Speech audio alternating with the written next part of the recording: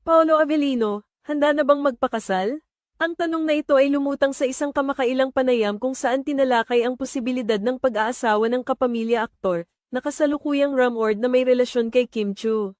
Sa interview, inusisa si Paolo tungkol sa kanyang mga plano para sa hinaharap.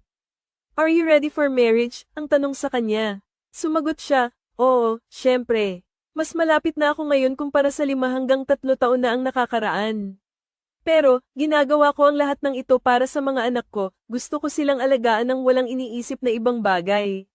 Pero hindi sila pwedeng maging spoiled kasi hindi madali ang buhay," wika niya.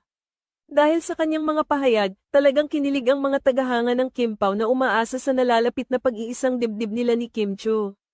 Ang pagbabahagi ni Paolo tungkol sa kanyang mga plano sa pamilya ay tila nagbigay ng liwanag sa kanilang relasyon. Tila handa na ang aktor na pumasok sa bagong yugto ng kanyang buhay at ipakita ang kanyang seryosong pananaw tungkol sa pagbuo ng pamilya. Makikita sa kanyang mga salita na siya ay may malinaw na layunin at determinasyon na maging mabuting ama at katuwang. Hindi may kakaila na ang relasyon ni Paolo at Kim ay naging matatag sa paglipas ng panahon, at tila nagbubunga na ito ng mga seryosong usapan tungkol sa kanilang kinabukasan. Ang mga tagahanga nila ay nag-aabang sa mga susunod na hakbang ng kanilang relasyon, umaasa na ito ay magdadala ng magandang balita. Madalas ding nabanggit ni Paolo ang halaga ng pamilya sa kanyang buhay.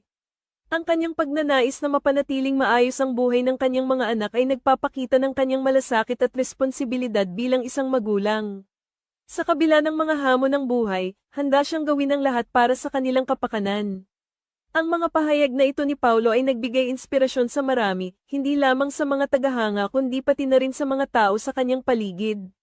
Ang kanyang matibay na dedikasyon sa pamilya ay tiyak na magiging magandang halimbawa para sa mga kabataan na nagnanais ring bumuo ng kanilang sariling pamilya balang araw. Habang patuloy na nagiging usap-usapan ng kanilang relasyon, nakikita ang mga positibong senyales mula sa kanilang dalawa. Patuloy silang nagbibigay ligaya sa kanilang mga tagahanga sa pamamagitan ng kanilang mga proyekto at pagbabahagi ng mga positibong mensahe sa social media. Sa huli, ang tanong tungkol sa kasal ay hindi lamang simpleng tanong para kay Paolo. Ito ay naglalaman ng mas malalim na kahulugan tungkol sa kanyang mga pangarap, layunin, at pananaw sa hinaharap. Ang kanyang pagbibigay diin sa responsibilidad at pagmamahal sa pamilya ay isang magandang hakbang patungo sa pagkakaroon ng mas makabuluhang buhay kasama ang taong kanyang mahal. Malamang na sa mga susunod na buwan, mas magiging malinaw ang kanilang mga plano, at umaasa ang lahat na makikita nila ang pag-usad ng kanilang relasyon. Ang suporta ng kanilang mga tagahanga ay tiyak na magiging malaking bahagi ng kanilang paglalakbay tungo sa kasal at pamilya.